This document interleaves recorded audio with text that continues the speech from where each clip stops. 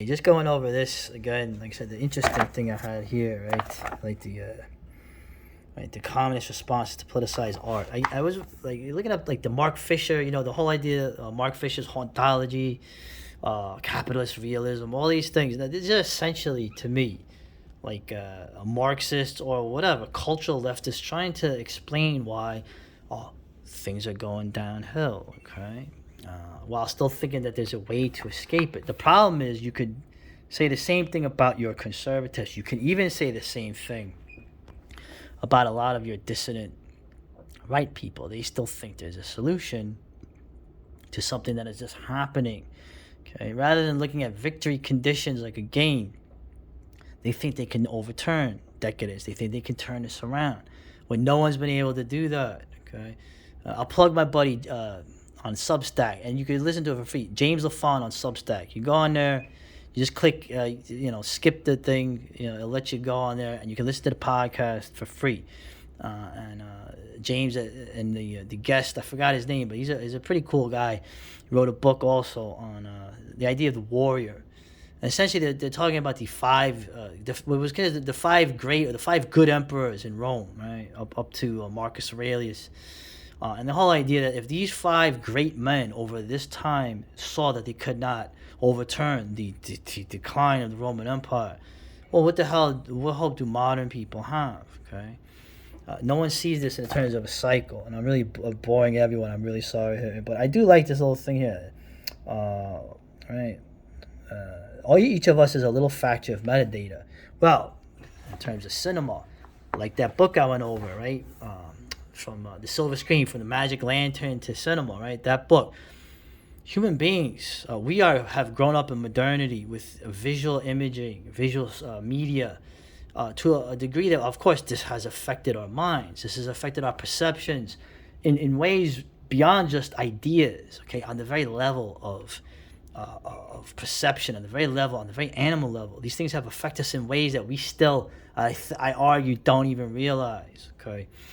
And so this whole idea of they're still trying to fit everything into modernism, and modernism is a cul-de-sac. Okay, modernism is just going to keep replaying. Okay, it's not capitalism that's causing that. Okay, it's that you're out of capital, you're out of cultural. It's over. You've gone in a direction, and there's nothing left inside. Okay, circumstances from without are going to have to bring back things to a certain degree. Okay, but modernism, like I said, is a dead end, and I guess they can't seem to accept that. Anyway, but here's an example of something that was really, this is interesting.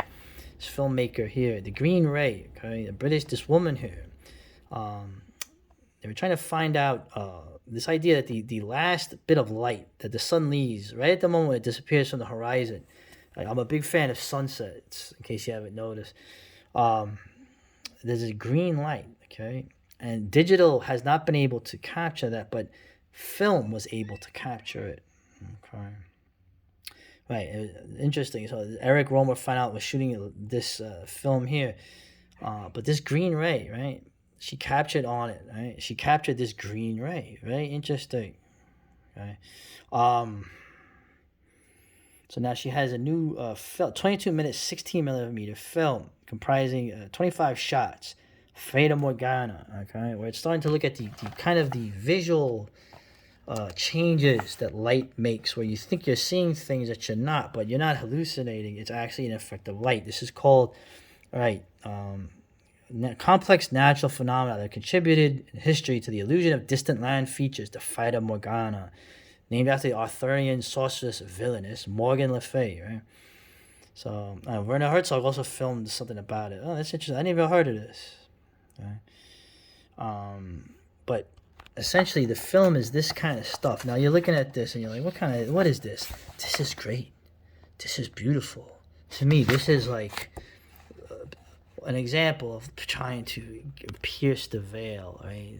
To get beyond the veil. It's very European to try to do this. Okay?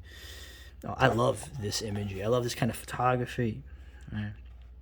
So it's just interesting how using film, and it goes into something that I can say I fully support. Right, she's an advocate for the survival of film. Right, we talked about in that book again, The Silver Screen, how film eventually, you went from wet plates to the Kodak, right, to dry film.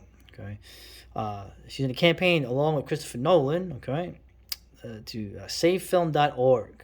Okay, there's something profound knowing the light that reflected off the desert. Suppose the salt crystals in the negative of Lawrence Arabia is a bond of chemistry and process. Okay, the value of any media is that it can act independently of the artist. Okay, so she, film. She wants to keep film going. Obviously, digital. I mean, digital has many great qualities. I argue, but why would you lose film? Right? Okay, which is ironic. It used to be if you shot on video, you were a hack. Okay, making backyard horror films. Now, film is in danger. So, and she talks about filming it, right? And I like the going through it. It was an interesting article, right? The otherworldliness of the film, right? Right? The otherworldliness of film in itself. He goes, it's a phenomenon, right? It's this expression, art is what makes life more interesting than art. Okay. Now I always say that what is art? I take the Schopenhauer view, right? The view that art takes you out of time and space, and what you see before you, you become the idea, right? There's no separation, and in a moment that veil, right? The veil is pierced. Okay, you're never really gonna know what's on the other side if you know what's good for you. I would argue, but. Making the idea, becoming one with the idea, is what visual art, what music, what this stuff does. Okay, boy, getting very philosophical. So now, right, film is becoming more endangered. Okay, you're trying what a wonderful medium it is, right? Would you say that the more precarious it gets, the more sustained the belief needs to be? Well, I'm doing my best. I'm always an immense pessimist about it. I talk about film being an eclipse, right? So she's talking about it's just profoundly different than digital. Okay, so she's basically going over at what point in your practice did you realize that film was in danger of disappearing? And she's talking about how trying to get a certain kind of film for Kodak or whatever. Obviously the filming film, right? Right. So yeah, that's it. I hope film needs to still exist. I agree. I am for that. I am pro film. Okay, even though I'm a video guy, I've done Super 8 film, but. I like digital film. I like the old video cameras, but I agree. We need to use film too. Okay. I really play with what film can do and digital can't. All right. So, yeah, interesting. It's interesting. So I like to check this out. The Kodak infrastructure worldwide is much diminished. Right? So yeah, back in the day, you could get Super 8 film developed at one of those places. So anyway, but I'm gonna check this out. So there's things in this bougie magazine that have fascinated me that I didn't know about that I want to check out. Here's another one. Okay, now of course this is a film shot, and I saw the trailer for this from this article. Shot like on 16mm film again.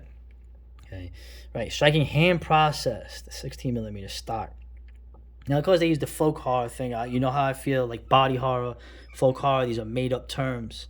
But it's essentially about a woman on the island somewhere in the Cornish, the Cornish coast, Cornwall, right? The other Celts that people forget about, right? And essentially, she's slowly losing her mind, or is she? It's very atmospheric. Okay? So apparently, there's this lichen growing on things, and she's separated from the mainland. So there's illusions that there's some kind of catastrophe, but.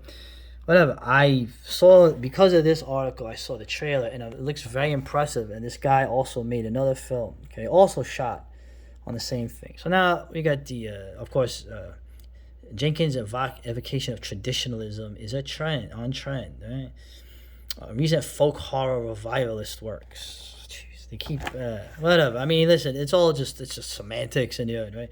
The Witch in the Lighthouse, I liked it. Didn't like A Field in England. Midsummer, I'm not going to watch. But, of course, The Wicker Man is always brought up, right? But, yeah, so this, I definitely would check this out. I'm going through here. Oh, lovely. I get for everything. I'll round it out with this, okay? This was fascinating, too. Essentially, these two people, these man and woman scientists, they were volcanologists. I did not know that there was this discipline in sciences, volcanologists. Okay, going in volcanoes, shooting footage like this. Okay, now these two people, they died. They died in an explosion, I believe, in Japan. Okay, in '91, 90, yeah, right here, they died in Japan. So these people died. Okay, but this is film footage of them over the decades. Look at that. Is that some kind of suit? I mean, that looks like something you'd wear, but look at that. Okay, so these two people, like I said, this documentary starts with them, just before they die, and then it goes back and shows them when they were younger, and some of the amazing footage you're gonna have. You can imagine filming by a volcano, the heat, what effect that would have on the equipment. I'm sure there had to be a lot of modifications done, more than just wearing some kind of protection from this. Okay, of course, as you know, if you ever drove on a highway and you saw a burning tractor trailer on the side of the road, you know that even when you're like, if you ever had that happen and you drive even 20 to 30 feet from it, you can feel the intensity of the heat hit you through your car. So you can imagine what these people were going through. So I don't know. I thought that this was something interesting, And I don't really talk about documentaries too much. To me, documentary is more an aesthetic for fictional things, but this seems like an interesting thing to check out. So rest in peace. They said they died doing what they wanted to do, but I mean, shit, you still get incinerated in a volcano. It's kind of not how you wanted things to end, I guess. Well, I guess there's worse ways things could end, right? Anyway, interesting. There's things to check out from this. Good resource, despite itself.